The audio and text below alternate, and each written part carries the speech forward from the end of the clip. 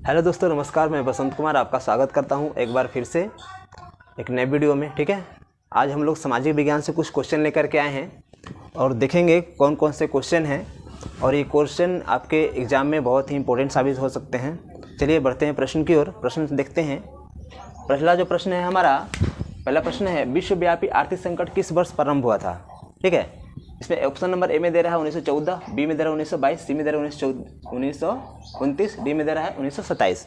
ठीक है, तो जो विश्वव्यापी आर्थिक जो संकट हुआ था, चूँकि 1914 से लेकर के 1918 तक, यानी कि 1914 से लेकर के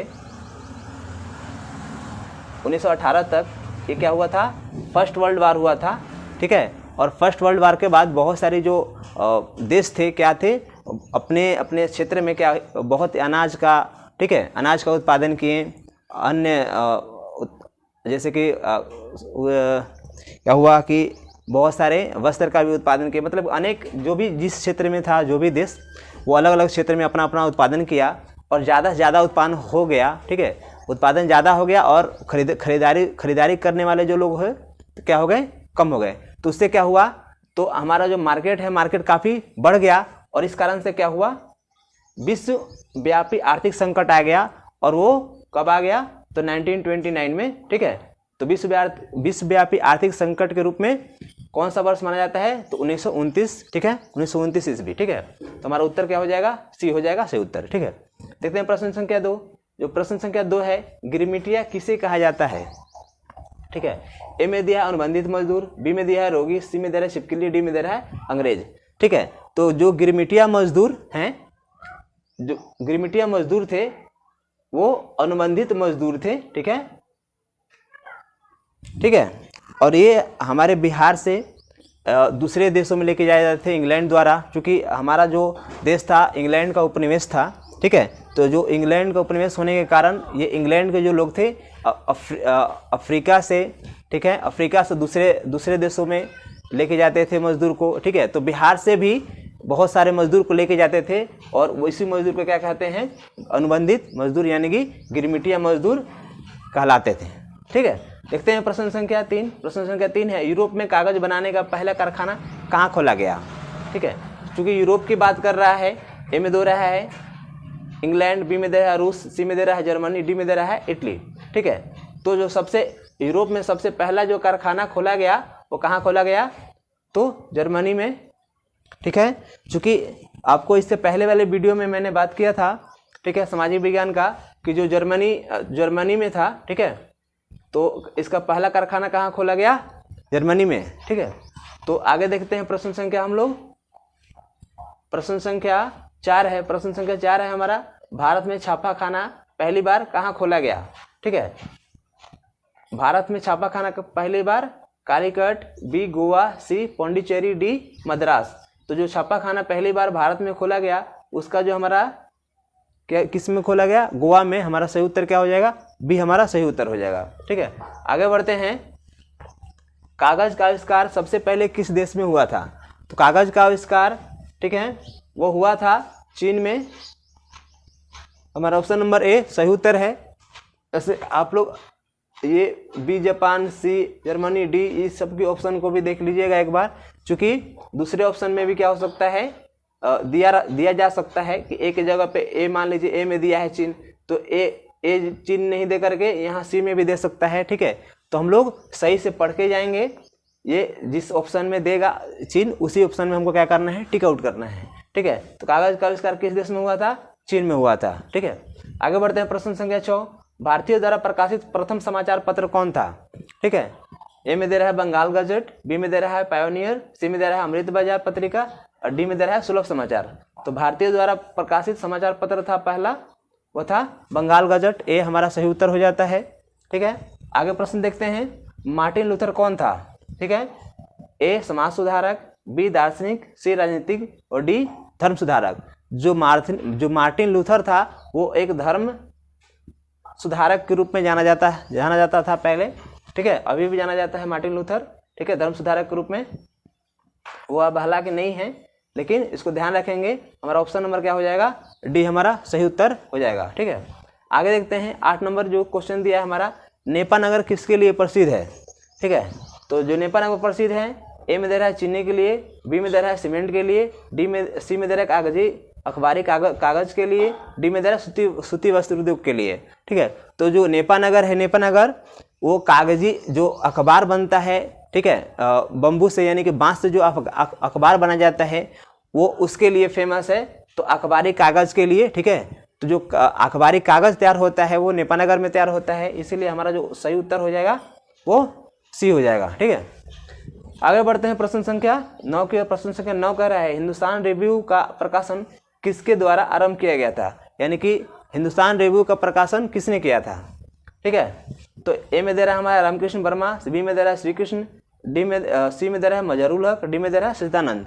तो जो हमारा सही उत्तर हो जाएगा हिंदुस्तान रिव्यू का प्रकाशन सच्चिदानंद सिन्हा द्वारा प्रकाशन किया गया था, इसीलिए ऑप्शन नंबर हमारा डी सही उत्तर हो जाएगा। आगे बढ़ते हैं प्रश्न संख्या 10 की ओर। निम्नलिखित में से गुलामगिरी के लेखक कौन थे। ठीक है, तो जो गुलामगिरी के जो हमारे लेखक थे वो ज्योतिबा फुले को जाना जाता है गुलामगिरी के लेखक के रूप में। ठीक है, तो हमारा उत्तर क्या हो जाएगा, सी हमारा सही उत्तर हो जाएगा। ठीक है, आगे बढ़ते हैं प्रश्न संख्या 11 की ओर। प्रश्न संख्या 11 है कि भारतीय समाचार पत्रों के मुक्तिदाता के रूप में कौन माने किसको जाना जाता है। ठीक है, और किसको जाना जाता है, और उस समय के जो समाचार पत्रों का मुक्तिदाता उस समय गवर्नर जनरल कौन विख्यात था। ठीक है, तो इसको हम लोग जानते हैं।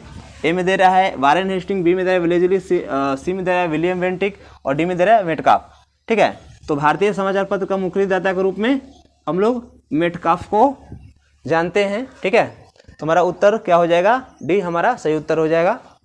ठीक है, आगे बढ़ते हैं प्रश्न संख्या 12 कह रहा है किसने कहा मुद्रण ईश्वर की दी हुई महानतम देन है और सबसे बड़ा तोहफा भी है। ठीक है, ये जो स्टेटमेंट है किसका है, ए दे रहा है महात्मा गांधी का, बी दे रहा है मार्टिन लूथर का, सी में दे रहा है हमारा मोहम्मद पैगंबर का और डी में दे रहा है ईसा मसीह का।